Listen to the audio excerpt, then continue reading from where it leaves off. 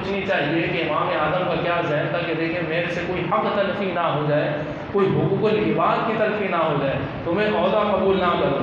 یہاں تو عہدہ قبول کرنے کے لیے کروڑوں روپے کا گیم چلایا جاتا ہے، چاہے وہ سینٹ کا سیٹ اپ ہو، چاہے وہ بلدیاتی انتخابات ہو، بھلے وہ چاہے جتنے بھی الیکشن ہو۔ موجودہ الیکشن کمیشن برسوں سے سلیکشن کمیشن بنا ہوا ہے، یہ سب کی گردنوں پر ایک عذاب کی حیثیت ہے کہ آج ایک موجودہ ابھی بھی میں راستے سے یہی آتا ہوا دیکھ رہا تھا، ایک بیچارہ جو بھنگی ہے وہ جو ہے وہ گٹر کو صاف کر رہا ہے، اس پر یہ تصور میں نے بنایا کہ آج تک اس شہر کے گٹر ہی صاف نہیں ہوئے تو یہاں سے جو ہے وہ دیگر خرابیاں اور جرائم پیشہ عناصر معاملات کیسے ختم ہوں گے۔ یعنی جہاں گٹر کا ڈھکن جب تک نہیں لگتا ہے کہ جب تک کہ کوئی بندہ اس میں نہ گر جائے، یہ ہمارے اس ملک کا، پورے ملک کا، شہر کا نہیں، پورے ملک کا یہی قصور ہے۔ پھر اسی طریقے سے ایک پانی کی مثال لے لیں آپ، پانی کی موجودہ مثال کیا ہے کہ جس طرح مختلف علاقوں میں کہیں پانی آتا ہے کہیں نہیں آتا، ہر مہینے بل ضرور آ جاتا ہے، یعنی جب بل آ سکتا ہے تو پانی بھی آ سکتا ہے۔ اسی طریقے سے آپ نے لاک ڈاؤن کے نام پہ لوگوں کو اتنا گمراہ کیا، خدا کی منع، اللہ کی منع، پھر سوچا جا رہا ہے ایک سوچی سمجھی سازش کے تحت ماہ رمضان المبارک کی آمد ہے، پھر اسی طرح لوگوں کو کیپچر کیا جائے گا، عبادات سے جو ہے وہ حق تلفی کی جائے گی، عبادات سے جو ہے وہ روکا جائے گا۔ اب یہاں کہنے کا مقصد یہ ہے کہ ایک ایمانی جذبات سے ایک کھیلنے والی بات ہے یہ، اور اس بات کو ہم توجہ کریں خاص کر اس چیز کے اوپر رکھتے ہوئے کہ جب ہم اپنی عبادات سے جو ہے اس قدر دور ہو جائیں گے تو پھر ہمارے دلوں میں ایمان ہی بظاہر ختم ہو جائے گا، اور پھر آپ اس کا نتیجہ بھی آپ دیکھ لیں کہ ہم دین سے اتنے دور ہیں، اس قدر دور ہیں کہ شاید ہمیں صحیح طرح کلمہ طیبہ پڑھنا نہیں آتا، بسم اللہ شریف تلفظ سے نہیں پڑھنی آتی، دیکھ کر قرآن مجید قرآن حمید کی ہمیں تلاوت نہیں آتی۔ ایک رسمی طور پر تو ہم قرآن شریف پڑھ بھی لیتے ہیں، بچے کو بھی پڑھوا دیتے ہیں، لیکن رسمی طور پر کبھی بھی ہم نے دنیا کی تعلیم نہیں پڑھی، اس کو بڑی محنت سے پڑھ رہے ہوتے ہیں۔ یہاں کوئی میں اس چیز کی مخالفت بھی نہیں کر رہا، لیکن کہنے کا مقصد یہ ہے کہ ہم دین سے ایسے دور ہیں کہ پھر وہی عبادات اور معاملات، پیرامیڈیکل اسٹاف جو ہے وہ کیسی کیسی پریس کانفرنس سے کر رہا تھا پچھلے سال کہ جناب اللہ کو یاد کرو، اللہ سے ڈرو، اللہ قبول کرے گا،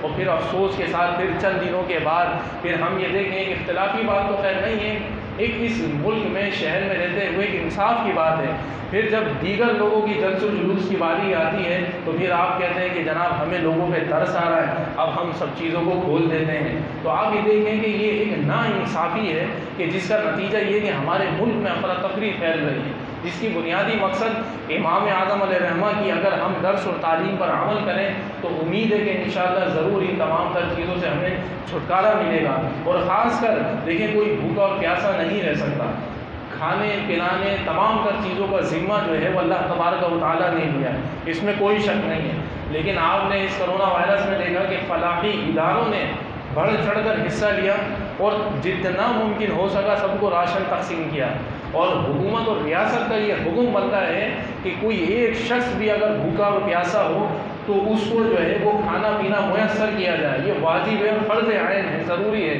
لیکن ایسا کیسا ہو کہ آپ یہ دیکھ لیں کہ راشن بھی ان کو تقسیم کیا جا رہا تھا کہ جو 18 گریڈ کے افسر پہلے سے ہی موجود ہیں، ان کو راشن دیا جا رہا ہے کہ جو 19 گریڈ کے افسر ہیں۔ کتنے افسوس اور شرم کی بات ہے کہ الفاظ نہیں ہے بیان کرنے کے۔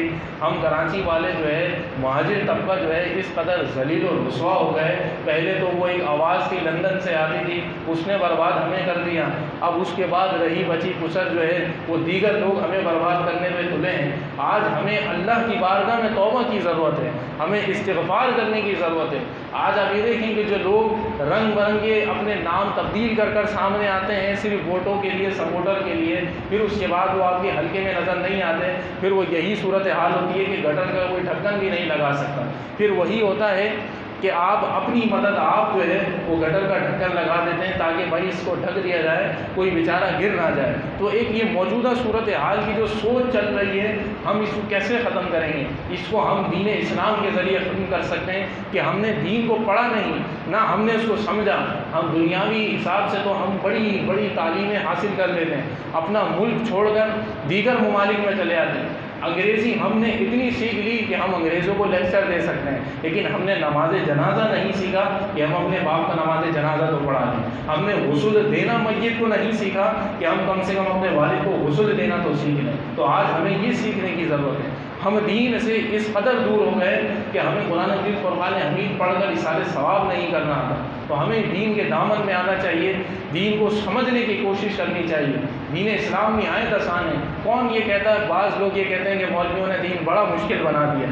کون سا مشکل بنا دیا؟ ہم کون ہوتے ہیں مشکل بنانے والے؟ یہ کہیں کہ ہماری سمجھ میں نہیں آ رہی۔ سمجھ کا قصور ہے کہ جب ہم اپنی سمجھ میں لانے کی کوشش کریں گے تو مشکل سے مشکل کام بھی ہم کر لیتے ہیں۔ آپ یہ دیکھیں نا کہ گھر میں بیٹھے بیٹھے جو انجینئرنگ پڑھتے ہیں، چھوٹی موٹی چیزیں بنا کے جہاز اڑا دیتے ہیں۔ ایسے ہی ہوتا ہے نا۔ وہ ایک آپ نے بھی دیکھا ہوگا کہ کچھ مہینوں پہلے وہ ایک گاؤں دیہات میں ایک لڑکا رہتا تھا، وہ انجینئرنگ پڑھ رہا تھا، تو اس نے جو ہے ایک چھوٹا سا جہاز بنایا اور وہ جہاز بنا کر اپنے تمام کھیتوں کی آب پاشی کرنے لگا۔ اس کو اعزاز کا نوبل پوائنٹ دینے کے بجائے اس کو بھی گرفتار کر لیا اور اس کے جہاز کو بھی ضبط کر لیا اور اس کو جیل میں ڈال دیا۔ یہ ہے ہمارے ملک کا انصاف۔ تو اس طرح جب ہوتا ہے تو پھر ہم کیسے ترقی کریں؟ پھر FFT کے فاٹا کے تمام بل کو وہ ہم فٹافٹ پاس کر دیتے ہیں۔ پھر ہم دینی مدارس اور مساجد پر جو ہے وہ ہم ایسے پابندیاں اور کیپچر کر رہے ہوتے ہیں۔ تو یہ بنیادی بات کیا ہے کہ ہم صرف نماز جمعہ پڑھنے آتے ہیں اور جمعے کی نماز ختم ہو جاتی ہے، پھر ہم گھر چلے آتے ہیں، پھر جب آئندہ جمعہ آتا ہے تو پھر ہم جمعے کی نماز پڑھنے آتے ہیں۔ تو پھر یہ ہمارے ایمان کا نہیں کہ ہم اپنے دین سے اتنے دور ہیں، تو جبھی جو ہے وہ ہماری حکمرانی نہیں بلکہ غیروں کی حکمرانی چل رہی ہے۔ آج جب ہم 5 وقتہ نماز پڑھنے کے لیے جب ہمارے پاس وقت نہیں ہے، ٹائم نہیں ہے، یا ہماری سستی ہے یا ہماری غفلت ہے، تو پھر اس سے بڑی اور کیا جرم ہوگا اللہ کریم کی بارگاہ میں؟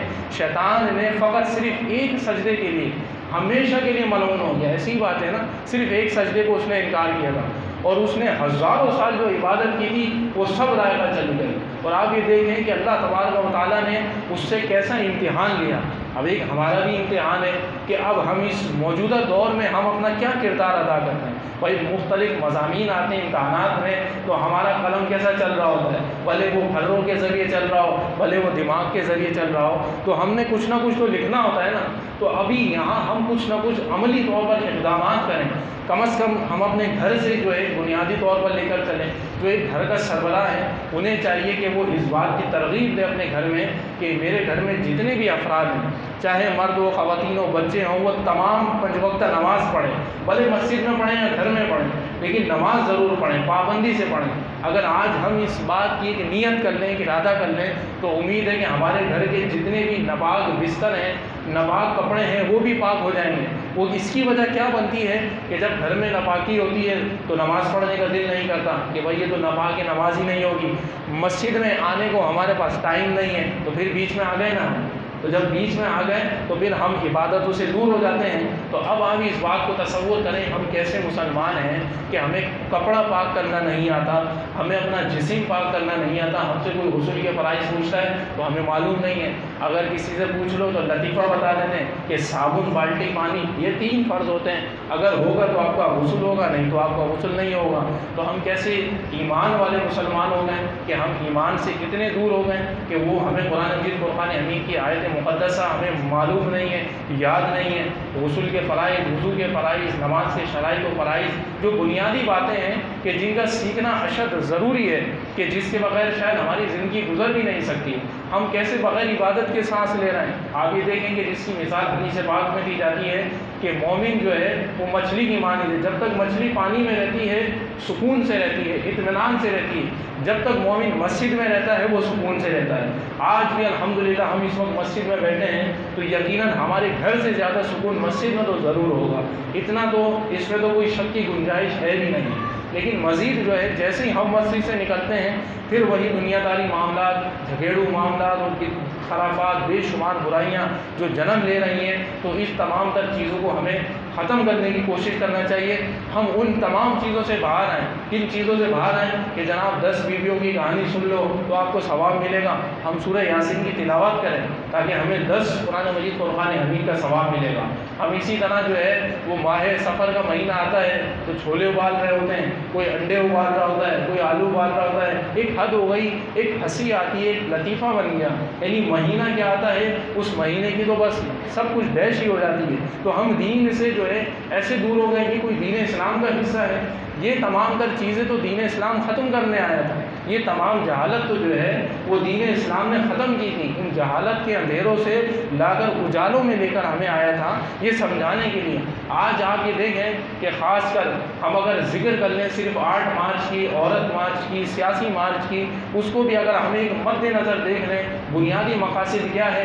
یہی کی عورتیں نا اسی پاکستان کی ہے نا، کہیں آسمان سے تو نہیں آئی، ان کا ایسا ذہن کیسے بن گیا؟ کیا بنیادی وجہ بنی؟ اس کی بنیادی وجہ یہی بنی نا کہ وہ دین سے اس قدر دور ہو گئیں، اس قدر دور ہو گئیں کہ وہ دین اسلام کو مکمل بھول گئیں، پھر جس کو ہم کہتے ہیں کہ وہ کنورٹ ہو گئی ہیں، یعنی کسی دوسرے مذہب میں کنورٹ ہو گئی۔ بظاہر تو مسلمانوں کا لباس اوڑھا ہوا ہے، بظاہر تو جو ہے مسلمانوں جیسا نام رکھا ہوا ہے، لیکن اسلام کی مخالفت ہے۔ یعنی بے شمار ایسی خرابیاں ہیں کہ جو عورت مارچ کے نام پر جو ہے ہماری بہن بیٹیاں جو چادر والی ہیں، پردے والی ہیں، ان کے ذہن پر ایک ہی حملہ ہے۔ آپ یہ دیکھیں کہ اگر 1000 لڑکیوں کو، عورتوں کو اس کی طرف مائل کیا جائے گا تو ہو سکتا ہے کہ چند اس طرف چلی جائیں۔ چند کا جانا بھی ایک یہ بہت بڑی ناکامی ہے۔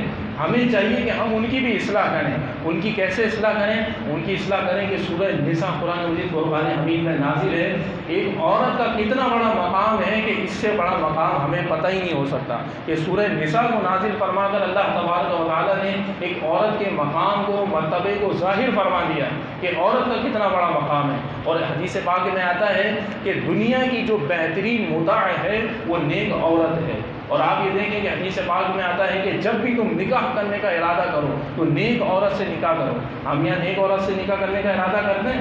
کوئی پردہ کرنے والی ہو تو ہم اس کو دیکھنا پسند نہیں کرتے، ہم تو کہتے ہیں کہ فیشنی والی ہو، ایسی ہو۔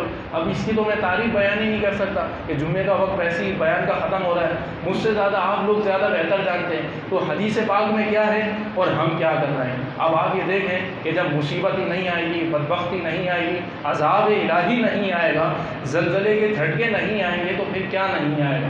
آج یہ دیکھیں کہ 8 مارچ کے نام پر حکومت وقت جو ہے ان کو مالی سپورٹ بھی کر رہی ہے، مالی معاونت بھی کر رہی ہے، ان کو گاڑیاں بھی دے رہی ہے، اور کیسے بےہودہ الفاظ اور معاذ اللہ۔ آپ یہ دیکھیں کہ ایسے ایسے جملے ہیں، لیکن اس پر جو ہے اس کو ختم کرنے کا سب سے آسان طریقہ یہ ہے، اگر آج جتنے بھی نماز جمعہ میں آپ لوگ حاضر ہیں اور جہاں تک بھی آواز یہ جا رہی ہے، صرف ایک کام کرنا ہے، وہ یہ کرنا ہے کہ جب بھی سوشل میڈیا پر ایسی بےہودہ ویڈیو آئے یا کوئی پوسٹ آئے یا کوئی میسیج آئے کسی بھی طرح کا جس میں کوئی گستاخی کا پہلو نکل رہا ہو، بے ادبی کا پہلو نکل رہا ہو، قرآن اور حدیث کی اس میں توہین ہو، اس کو فوراً آپ ڈیلیٹ کر دیں، آپ اس کو شیئر نہ کریں برائے مہربانی، نہ اس کو لائک کریں، نہ شیئر کرنے سے آپ کو ثواب ملے گا، نہ اس کو لائک کرنے سے ثواب ملے گا۔ آپ کہیں کہ جناب میں سب لوگوں کو بتاؤں، آپ نے سب کو بتا دیا، آپ سب نے کیا کر لیا؟ سوشل میڈیا سے لوگ باہر آ گئے، سڑکوں پر آ گئے، احتجاج کرنے کے لیے آ گئے، جورج سرنگی پر لوگوں نے دھرنا دے دیا اسلام کا کہ کتنی بے ادبی گستاخی کی۔ ہر کوئی کہتا ہے چھوڑو یار کیا کرنا، اب یہ تو ایسا ہے ویسا ہے، یہ کر کے ٹال دیتے ہیں۔ پھر دوبارہ اگلے سال 8 مارچ آ جائے گی، ضلالت مارچ آ جائے گی، سیاسی مارچ آ جائے گی، غنڈہ مارچ آ جائے گی، پھر دوبارہ یہی ہوگا۔ اس کو ختم کرنے کا طریقہ یہی ہے کہ ہم اس کو اگنور کریں۔ صحابہ کرام علیہ رضوان کے زمانے میں جب نبی پاک علیہ الصلوۃ والسلام کی کوئی شان میں بے ادبی کے اشعار دیواروں پر لکھے جاتے تھے تو صحابہ کرام پتہ ہے کیا کرتے؟ ان کو مٹا دیا کرتے تھے، اس پر تبصرہ نہیں کرتے تھے، اس پر تذکرہ نہیں کرتے تھے۔ جب اس کو آپ نے مٹا دیا، ختم کر دیا، تو جب بات ہی ختم ہو گئی۔ تو آج جو ہے وہ جدید دور ہے، سیل فون کے ذریعے، سسٹم کے ذریعے اس کو کیا جا رہا ہے۔ اس وقت بھی ہو رہا تھا، یہ نہ سمجھا کہ آج کوئی نئی بات ہے، یہ اس وقت بھی ہو رہا تھا اور یہ آج بھی ہو رہا ہے اور یہ قیامت تک ہوتا رہے گا۔ لیکن ایمان والوں کا تقاضا یہ ہے کہ اس کا جہاد جو ہے کیسے کریں، اس کا جہاد ہم معاشی طور پہ کریں۔ بھائی فرانس کے سفیر کو نکالنے کا ایک مطالبہ کیا، یہ کبھی بھی نہیں ہو سکتا، نہ یہ نکالیں گے بلکہ خود ہی نکل جائیں گے۔ تو مختصر بات یہ ہے کہ ہم خود ذاتی طور پہ کر لیں، ہم اپنے بچوں کو ایسے بسکٹ یا کوئی ایسی مصنوعات نہ دلائیں، ہم جو ہے اس کا اس طرح بائیکاٹ کر لیں۔ اور اسی طریقے سے ہم یہ دیکھیں کہ جب ہم کسی کا بائیکاٹ کرتے ہیں، جب الیکشن کا بائیکاٹ آتا ہے تو آپ یہ دیکھ لیں کہ کوئی وزیر اعظم بن سکتا ہے، کوئی سینٹ کا چیئرمین بن سکتا ہے، کوئی بلدیات کا منتخب ہو کر آ سکتا ہے، کیسے آ سکتا ہے؟ نہیں آ سکتا ہے نا۔ تو اسی طرح ہم یہاں دین کے کام میں اگر کوئی گستاخی کرے